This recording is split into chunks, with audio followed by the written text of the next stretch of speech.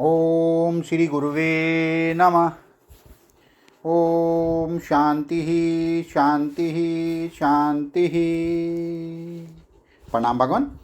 भगवान अभी हमारा सत्संग जीवन मुक्ति विवेक श्री स्वामी अखंडानंद सरस्वती जी महाराज द्वारा विरचित और स्वामी जी ने प्रवचन के माध्यम से व्याख्या की है। प्रवचन नंबर 16 से पाठ नंबर 4 लेते हैं। भगवान स्वामी जी बताते हैं कि संस्कृत में बहुत तरह के नाटक होते हैं। 10 तरह के रूपक होते हैं। उनमें से एक होता है भाण। उसका नाम होता है भाण अण। वह टे वर्गीय अण। टे ढे डे ढे अण।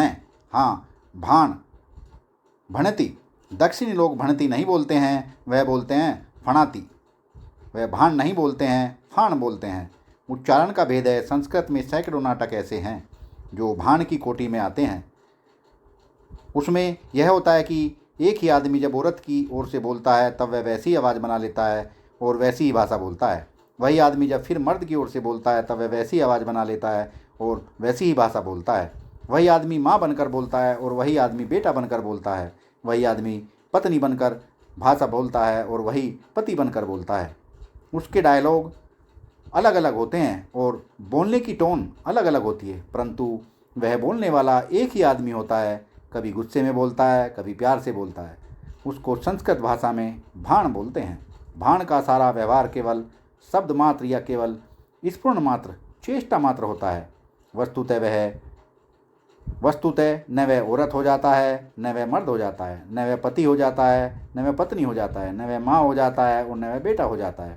वस्तुतः वह कुछ नहीं होता है, परंतु श्रोता लोग एक ही व्यक्ति से सबका आनंद लेते हैं। मैं समझता हूँ कि संस्कृत भाषा में तो सैकड़ों ऐसे नाटक हैं। इस तरह के नाटक की संज्ञा भाण होती है। उनमें एक ही पात्र होता है और दस्युओं का अभिनय करता है। ये पुराने नाटक अभी हिंदी में नहीं आए हैं। हिंदी के लोग पढ़ें तो उनको मज़ा ही आ जाए। ऐसा बढ़िया बढ़िया नाटक है।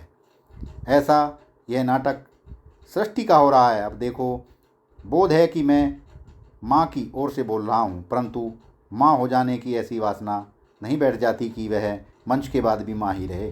वह पत्नी होकर बोलता है, वह पति होकर बोलता है, वह बेटा होकर बोलता है, वह दुश्मन होकर बोलता है, वह दोस्त होकर बोलता है, वह मालिक होकर बोलता है, वह नौकर होकर बोलता है।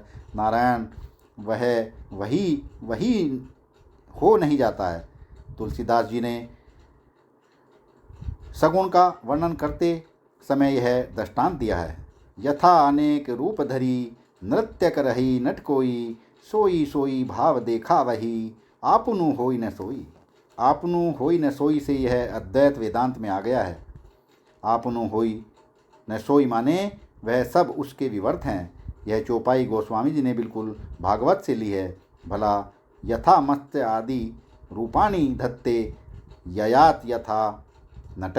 जैसे नट अनेक रूप धारण करता है और फिर उसको छोड़ देता है, ऐसे ही हमें यह जो संसार का मालूम पड़ना है वह अनेक रूप का मालूम पड़ता है, परंतु ज्ञान ज्यों का त्यों रहता है। यह बोध का निर्वासन होना है।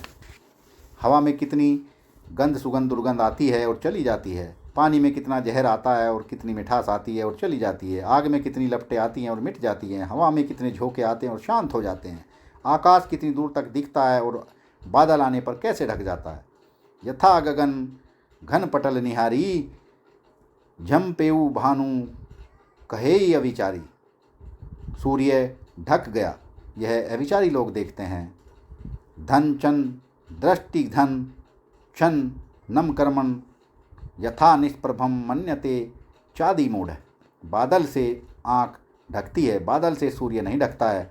मूढ़ पुरुष समझता है कि सूर्य ढक गया। भ्रांति आपकी वृत्ति पर छा जाती है, आप पर नहीं छाती है।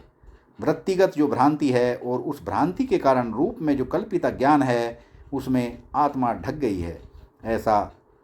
ऐसी बात अविचार से कही जाती है। आत्मदेव का न पूर्व जन्म है, न उत्तर जन्म है, न वर्तमान जन्म है, न पहले मरा है, न मर रहा है, न मरेगा। यह पहले कभी न जड़ हुआ है, न जड़ है और न जड़ होगा। यह पहले कभी न दुखी हुआ है, न दुखी है और न दुखी होगा।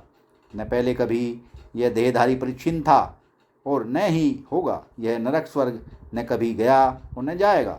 यह तो जब देह के साथ मैं कर लेते हैं तब तादम्य अध्यास के कारण जन्म मरण सुख दुख नरक स्वर्ग आदि की कल्पना होती है। यह अज्ञान के कारण है। जब देह में से मैं निकल जाता है तब देह नाटक का एक पात्र हो जाता है, एक स्वप्न पुरुष हो जाता है। राग देश भयादीना अनुरूपम चरन्नपि योग अंतर्वयो मत ददच्छ स जीवन मुक्तुच्यते। बंगाल में एक ज्ञानी पैदा हुआ। ज्ञान होने से पहले उस बंगाली का जैसा भोजन था वैसा ही भोजन ज्ञान होने के बाद रहेगा। मद्रास में एक ज्ञानी पैदा हुआ। यह नहीं समझना चाहिए कि ज्ञान होने के बाद उसका भोजन बदल जाएगा। पंजाबी लोग कहेंगे कि वह तो तंदूर की रोटी खाए तब तो हम उसको ज्ञानी मानेंगे, यदि वह इडली डोसा खाएगा तो हम ज्ञानी नहीं मानेंगे। मद्रासी लोग कहेंगे कि वह इडली डोसा खाए तब हम ज्ञानी मानेंगे, यदि वह उड़द और तंदूर की रोटी और दाल और सरसों का साग खाता है तो यह ज्ञानी नहीं है, अभी उसमें पंजाबी पना है। देखो, यह जो पंजाबी पने का असर और मद्रासी पने का असर है वह तो सहज स्वाभाविक है। यदि ज्ञानी का शरीर पंजाब का है और वह पंजाबी सरीखा है, यदि ज्ञानी का शरीर मद्रास का है तो वह मद्रासी सरीखा है। पंजाबी शरीर वाले ज्ञानी की सहज रुचि मक्के की रोटी और सरसों के साग में हो जाएगी। यदि कोई कहता है कि इस ज्ञानी का तो मक्के की रोटी उड़द की दाल और सरसों के साग के साथ राग है, तो भाई मेरे, इसमें उसका राग नहीं है। हाँ, जन्म से उसको आदत पड़ गई है, इसलिए वह उड़द की दाल वगैरह खाता है, आदतन खाता है, न कि राग वश होकर खाता है। बोले मूंग की दाल तो रोगी लोग खाते हैं। हाँ, ऐसे भी है। हम लोगों की ओर से बनारस की तरफ अरहर की दाल रोज़ खाई जाती है। आप लोग क्या बोलते हैं? आषाढ़ी। तुअर की दाल, अरहर की दाल उधर बनारस की ओर रोज़ खाई जाती है। वहाँ मूंग की दाल उस दिन खाई जाती है जब बुखार से उठने के बाद रोगी को पहले भोजन दिया जाता है। कहने का अभिप्राय यह है कि अगर बनारस का ज्ञानी अरहर की दाल खाता है तो उसको आप राग मत समझिए। राग अनुरूप आचरण होने पर भी वह राग नहीं है, वह आदत है। अब महाराज, अगर कोई वैदिक नास्तिकता का निराकरण करता है, अवैदिक मत का खंडन करता है, पाखंडी, चारवाक इत्यादि जो दूसरे अवैदिक मत हैं उनके खिलाफ बोलता है, तो मालूम पड़ता है कि अरे, यह तो कोई मतवादी पंथाई दूसरों से द्वेष करने वाला है, परंतु उसके भीतर द्वेष नहीं है, वह तो आदत है। ज्ञान होने के पहले से ही उसको अवैदिक मत के खंडन की आदत पड़ गई है, नास्तिकता निराकरण करने की आदत पड़ गई है। द्वेष अनुरूप आचरण होने पर भी उसमें द्वेष नहीं है। अच्छा समझो, एक ज्ञानी है। ज्ञान होने से पहले वह केवल हिंदी बोलता था। ज्ञान होने के बाद क्या वह लैटिन बोलेगा, जर्मन बोलेगा? आपकी ऐसी कल्पना गलत है। यदि ज्ञान होने से पहले वह पंजाबी बोलता था, तमिल बोलता था, तो ज्ञान होने के बाद भी वह पंजाबी बोलेगा, तमिल बोलेगा। हाँ, यदि पहले जर्मन बोलता था तो अब भी जर्मन बोलेगा। ज्ञान होने से उसकी भाषा बदल नहीं जाएगी। बोले, यह क्या ज्ञानी है जिसका एक भाषा में इतना मोह है? सत्संग को विराम देते हैं भगवान। आगे का सत्संग कल कंटिन्यू करेंगे। प्रणाम भगवान।